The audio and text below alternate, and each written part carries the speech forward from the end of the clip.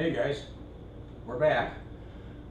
She looks pretty good. I've got everything else pretty much tightened up and everything. I think what we've got left to go here is I got to get the receiver installed so I can center my servos. Okay, and then after that we'll probably hook everything up and then do some servo testing, especially on the rears.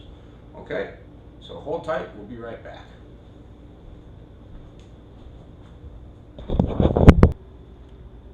Okay guys, for making just to make this video just a little bit shorter, I finagled the wires kind of the way I wanted them, because I wanted to put the receiver right in the middle. I'll still have room up on the top for a battery if I should have to use this top battery spot. We'll just have to see. And in the meantime, I'm going to go ahead and just try this one. If not, I'll buy another one and keep this one as a spare. But it's going to go right here. And I just few mounting techniques, especially with a gyro receiver. I've got the gyro turned off right now for binding purposes. But that way, if I move the airplane around or something, it's not going to change my servo pitch. So what I'm going to do is bind it up that way, and then I'll set up the gyro. But I want to be able to put the thing right about here and keep it a little bit away from some of the electronics and some of the cords. This is going to be hooked up obviously to here, so, to a battery. So we'll be able to drape this over here. I'm going to have one wire coming out and one wire running up. So that should work out that way. But a lot of people don't realize that this foam is a little bit on sometimes a little on the oily side. It retains a little oil from the molds. And for that I just used an alcohol prep and clean that area really good. I don't know if any of you ever seen you put your tape down and you go to pull it up, or you check it a few days later and your gyro is moved or it's fallen off. Maybe it did it in flight and you're wondering what the heck. It's a really weird flight when it happens in flight. Sometimes can be pretty dangerous to the aircraft too. It's downright deadly. But yeah, clean this up really good with an alcohol prep. Use both sides so you get the oil off of there too.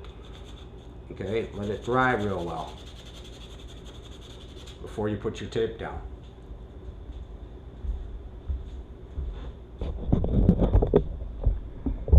Okay, so that's nice and dry. We'll go ahead and install the receiver.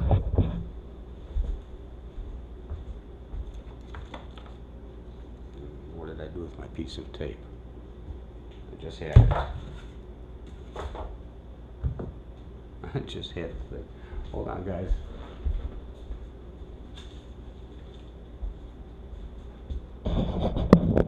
Oh, here it is. Okay. Hiding on me. Okay, I'm guessing white to white to white, and then slick side to the plastic.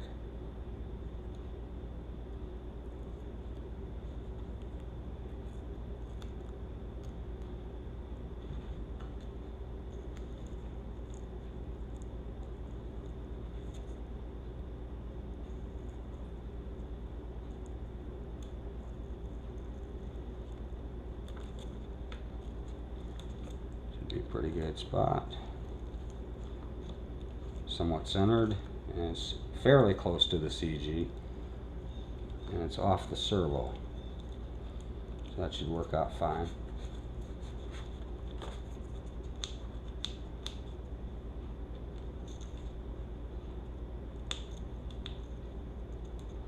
Sometimes the plastic can be a little pain in the ass, pain in the butt to get up.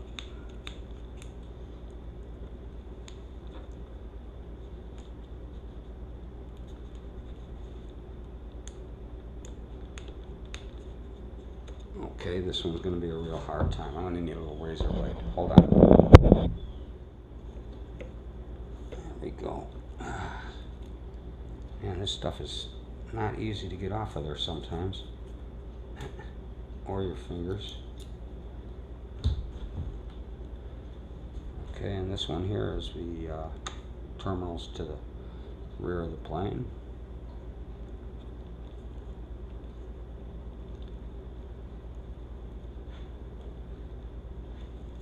Nice and straight, nice and square. The tape is also a little bit of vibration resistance, because gyros do not like vibration. Okay, so that's in. Now the next step is just to get a couple of batteries in here. We'll bind it up, get the radio set up, and I'll be right back, okay? Hold tight. Okay guys, for binding purposes, we've got the receiver installed. We've got the bind plug in it, but we have to use our U-back, and that ordinarily would go into the bind plug spot. So instead, what we're going to do is, I'm going to untangle this because this is not working yet. Sorry about this. Didn't mean to tangle up the U-back wire. I wanted that one out.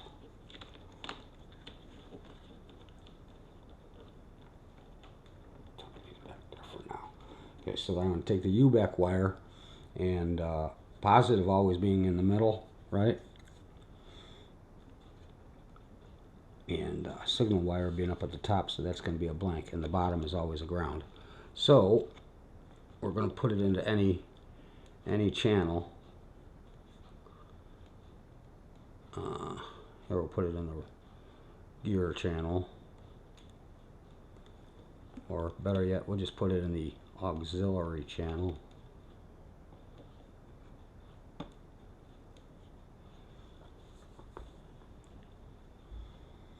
That would be our flaps, and power it up.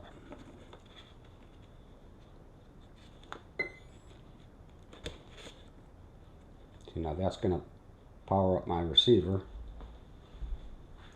flashing green and white. I'm going to step a few feet back, guys, and I'm going to hit the bind switch on the transmitter. Binding. DSMX 22 milliseconds. Bind complete. Okay, so we got a bound receiver. Okay, now I can just unplug everything, plug all my servo leads and stuff in here, put the bind port, or the BEC back over here on the bind side where it's supposed to be. But that's how you get around that if you only have the 7-channel capability, or 6-channel with the extra, with the one with the stability. Okay, so the rest we're just going to bind up. I'm going to plug in the rest of these things and run my wires a little bit better. I'm not going to show you that real quick.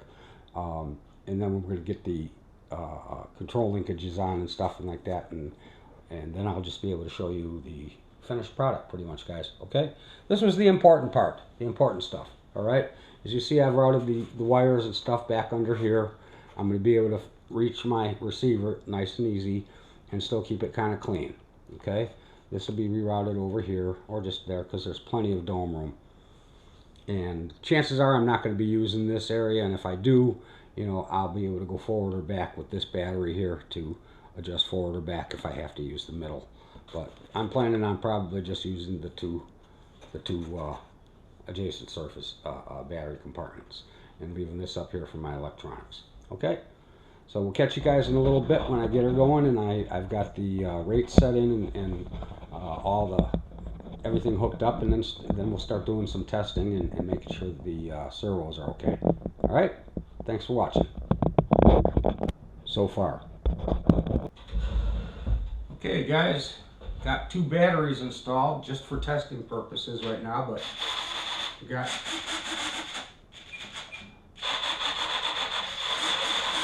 all servos are working.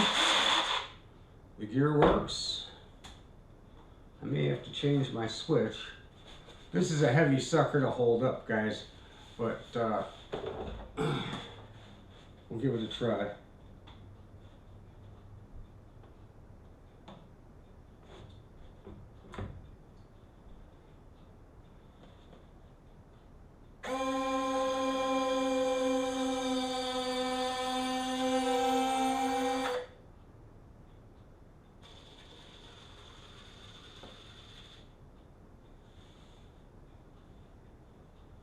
Gear down.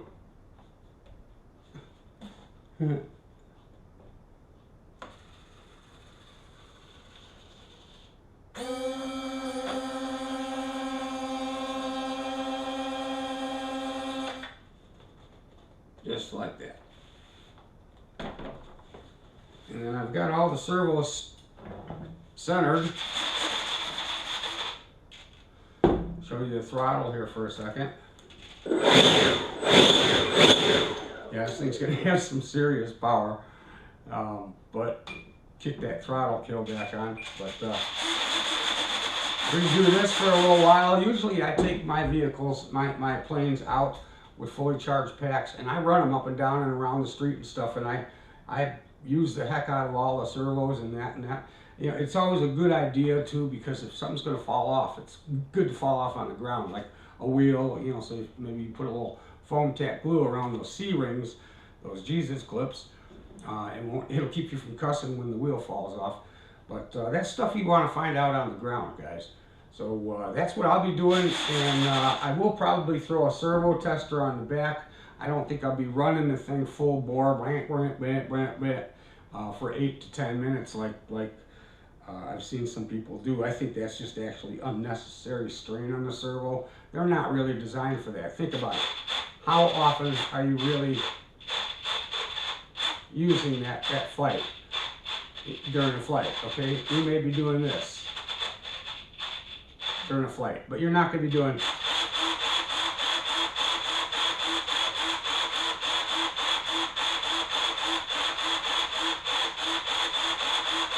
for 8 or 9 minutes and 10 minutes and wait till something burns out, because something eventually will, you know. And if you do a long test like that, hey, some of you guys do, make sure you get a heat temperature checker on them. Check all the servos after you run them for a little bit and see if there's a common, normal, a medium, and look for hot spots. You know, look for a hot servo, because that would be an indication of something going bad. But for normal intents and purposes, my belief, my opinion, is if you kind of drive it on the ground and test it out on the ground like you're going to fly it, and if you want to take the time and do the servo testing on some of the more important flight surfaces, by all means go ahead. I sometimes do, especially with a jet this expensive.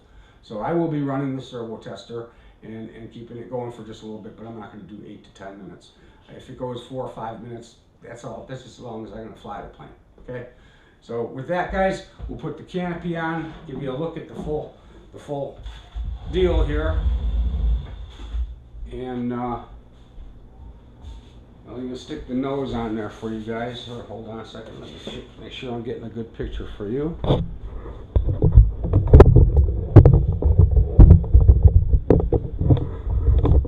give you a little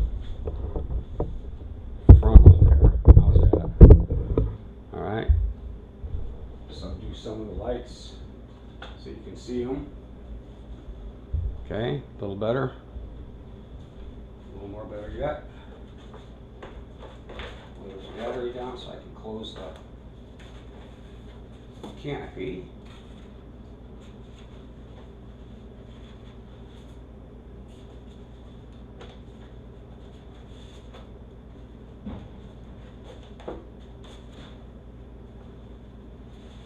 Just make sure all my wires are tucked in.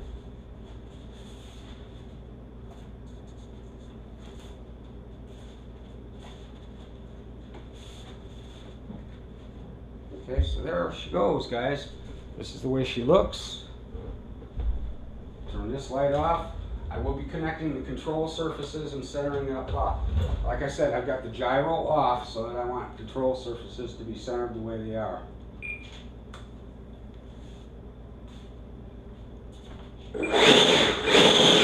Yeah, this thing's got a lot of power. Don't accidentally hit anything on this thing, guys. But great little jet, guys. Great little jet, I should say. Great, huge jet, huge jet. Thanks for watching. This has been Skip, and we will see you when I get all the other rest of the stuff. By the way, on a note, excuse my back, I just got a delivery today from Guniac 33, and I'll be installing a set of his Fiery Booty afterburners. They got here today, and I have to thank you, Ray, by the way. Ray, thank you. I see it cost you like almost $9 to ship these and get them to me in just a few days. I appreciate that, dude. Thank you so much. Guys, we'll get these on here. It's obviously going to be another video. I've got two sets of these to install, on the SU30 and on this one. Probably end up doing this one first, since I've already got it out and working on it. But You guys have a great week, great rest of the week, and hopefully the weekend weather for you guys will be a little bit better than ours, and I get to see you soon. Take care. Bye for now. Like and subscribe, guys. I can use all the help I can get. Thank you in advance.